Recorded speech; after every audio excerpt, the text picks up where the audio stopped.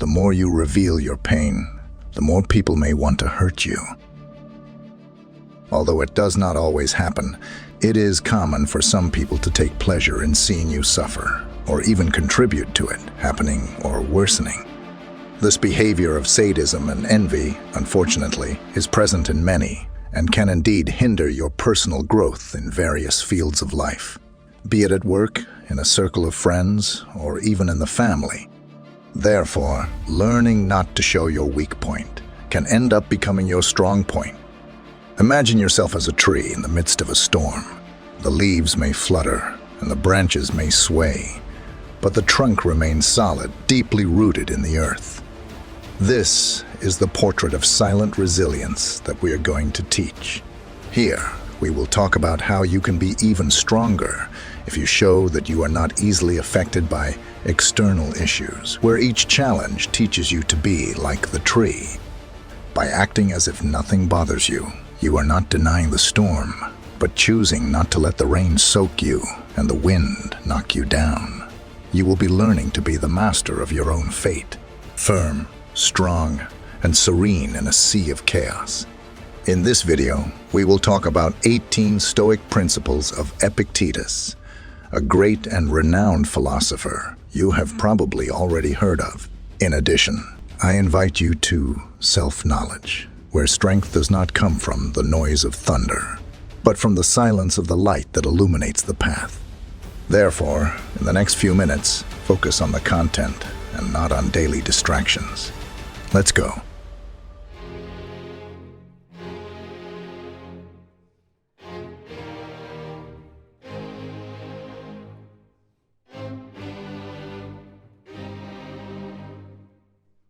Principle number 1. Listen twice as much as you speak.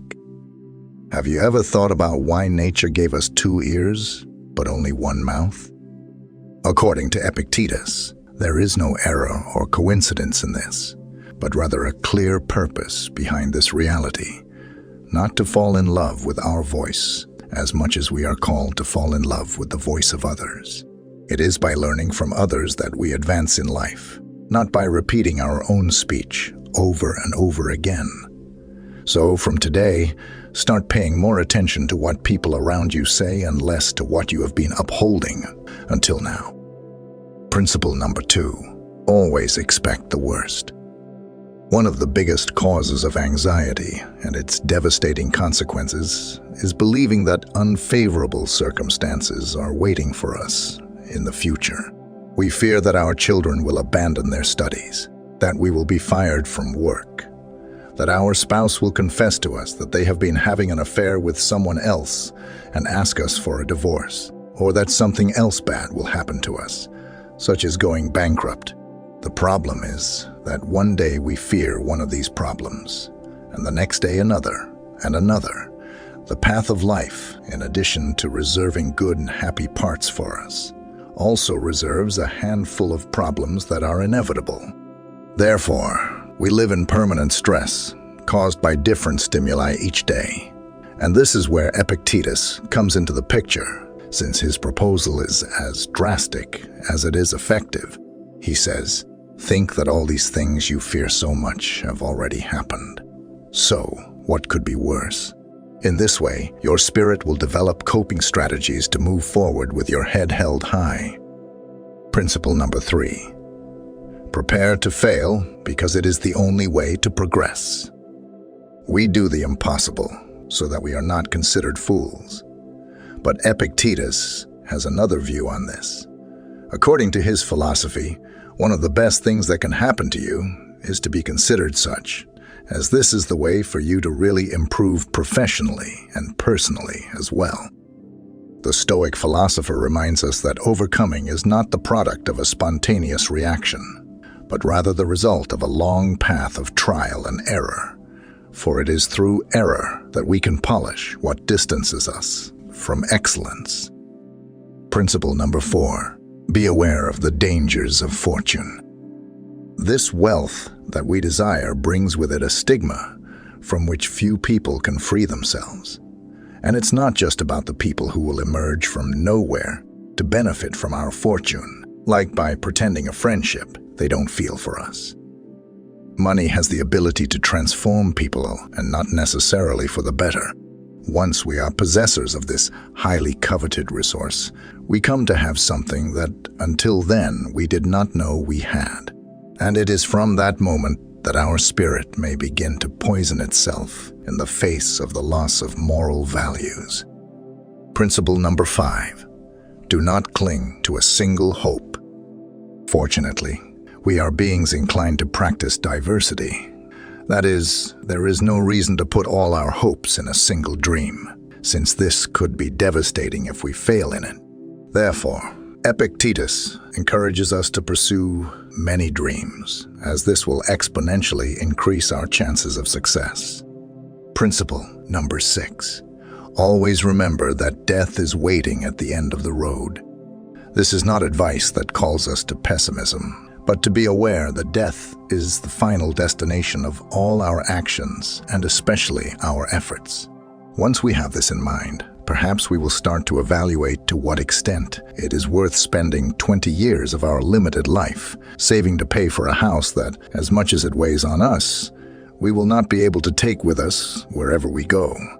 Once death visits us, just as we carry in our bag those objects that we consider indispensable for our daily life, such as the phone, credit cards, and our toothbrush, it would greatly benefit us to carry a small notebook with these Stoic principles, because thanks to them, we will no longer see setbacks as misfortunes, nor life as eternal time we have at our disposal, but we will acquire a more realistic view of our existence, and certainly make better use of our time of life. Principle number 7. True wealth lies in a contented spirit. Due to the Stoicism, Epictetus had his particular conception of happiness, and we can know it through one of his famous phrases. A wise man is one who does not fret over the things he does not have, but rejoices in those he does have. This reflection is more than a thought. It is advice to learn to stop feeling afflicted by those riches that are not yet part of our life. Because while we allow ourselves to complain and mourn for what we lack, we lose valuable minutes of happiness in which we could thank for everything we have achieved so far, which is much more than our eyes are trained to appreciate. Thus, a rich person is above all a happy person. Principle number 8. Incorporate humility into your life. If you really want to learn something, it is essential that a person learns what they believe they already know. Through this phrase, Epictetus calls us to make use of our humility, especially in the realm of learning. Going through life, boasting of the pride of knowledge, distances us more and more from the authentic knowledge that arises from the conviction that we are completely ignorant about what we intend to learn. In this way, we will look at everything through the eyes of a child, which harbor as much capacity for wonder as they do a desire to learn. Principle number 9. Guilt is synonymous with plague. Narrow-minded people blame others. Ordinary people blame themselves, but the wise see all guilt as foolishness. Thanks to this phrase from Epictetus, therapists nowadays have begun to approach guilt as a feeling to be eradicated from our lives. The only way to win the competition against guilt is to refuse to play with it. The problem is that it results in an easy path, since by blaming others or ourselves, we completely absolve ourselves of the responsibility to correct the mistake. Therefore, resorting to it is a temptation that is hard to escape. Only those people, driven by a firm determination to overcome, are capable of avoiding guilt and still manage to take responsibility for their actions. Principle number 10. Make alliances with winning people. It's curious how, when someone sneezes next to us, we immediately move away, invaded by the fear that they will infect us. However, we are not so cautious to avoid one of the most lethal contagions we are exposed to daily. Epictetus left us a wise piece of advice about this. Surround ourselves with people who make us want to give our best, because people's behavior greatly influences our state of mind. There are people who drain our energy and ruin our day, while others leave us full of joy and vigor. Therefore, one of the smartest decisions we can make is to ally ourselves with those who bring good vibes into our lives, while we say goodbye to those who have the ability to make us regret being born. Principle number 11. Never forget that your reactions forge your destiny. We should not take our reactions lightly, as they are definitely what mark our success or our failure. And Epictetus was very categorical about this. He taught us that we do not have the possibility to choose what happens, but how to manage it. Misfortune can fall upon any of us, but it is what we do from its arrival that will mark the difference from that moment on. For some people, a divorce means entering the world of depression and victimization. In contrast, for Epictetus, it is a golden opportunity to start on the path of self-knowledge. Remember that your life is not what happens to you, but what you do with it. Principle number 12. Always fulfill your duty. Each one of us has a role in society and in the world, and the sun does not need praise or enchantments to rise each morning. But it does every day, and that's final. Thus, just as every part of nature does its job, we must fulfill our obligations. If we are waiting for please or praise to do our work, we are failing both the environment to which we belong and ourselves. If we know what our task is and are aware that other people depend on it, it is our moral duty to carry it out without waiting for anyone to remind us. Principle number 13. Do not hate those who hate you, simply ignore them. You are much bigger and completely superior to the one who criticizes, despises, and discriminates against you. Therefore, do not waste your precious time hating that person, as they do not even deserve to be present in your thoughts. We are encouraged not to fear people who harm you, as that noise represents a regrettable attempt to damage you, so ignore it and become immune to it. Principle number 14. Bet on simplicity. Why live in frugality if, nowadays, we have the possibility to surround ourselves with all kinds of luxuries? The answer is much simpler and more logical than you think. Because wealth does not maintain itself, but requires commitment and a lot of daily energy to be able to preserve this system of luxuries and wealth.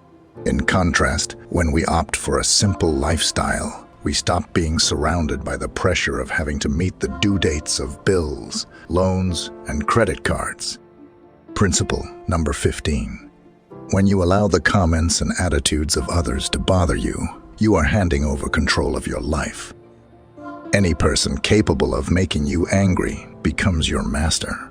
However, that person can only make you angry when you allow yourself to be disturbed by them. Epictetus makes us understand that there are many keys within us, and some lead us to happiness, while others lead us directly to emotional ruin. And it is precisely this last key that we hand over to those who make us angry. The solution to this problem is to put up a barrier that prevents us from being affected by the attitudes of others. Because, definitely, each one is the owner of what they say and also of what they decide to listen to. Principle number 16. Friendship is above wealth. True wealth is genuine friends, as they will be there to support us if one day our material fortune dissipates. Therefore, dedicate yourself to cultivating true friendships, and you will be making a very profitable long-term investment. Principle number 17. Always extract the benefit from things. Whatever happens, it is up to you to take advantage of it or not. These were the words of Epictetus. As you can see, it is not about having the option to take the good out of adversity, but that doing so is our duty. As long as there is intelligence in you, there will be the ability to realize the advantages you can take from the situation that has struck you. Imagine that one day you arrive at work to find out you will be fired.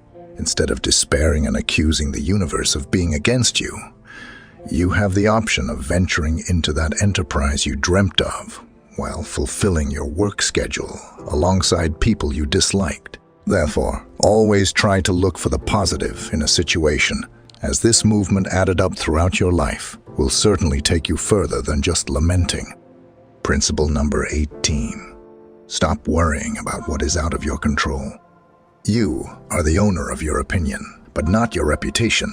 You have the desire and the zeal for the search, but you cannot control the amount of goods you have or success. Therefore, worrying and getting bitter about those things we cannot control is simply making the decision to waste time. According to Epictetus, we are called to cultivate those values that we have the possibility to change. But it is also our responsibility to let go of what is out of our control, and thus let fate take care of it. In addition to being incredibly useful for everyday life, Stoic principles are teachings that can help us navigate bad times with interest and resilience, as there is no place in their philosophy for fantasizing, but only for applying what is learned and moving forward. I hope you liked the video, and since you've made it to the end, share your ideas with us and write armored wisdom in the comments. If you're new to the channel, please subscribe. See you soon.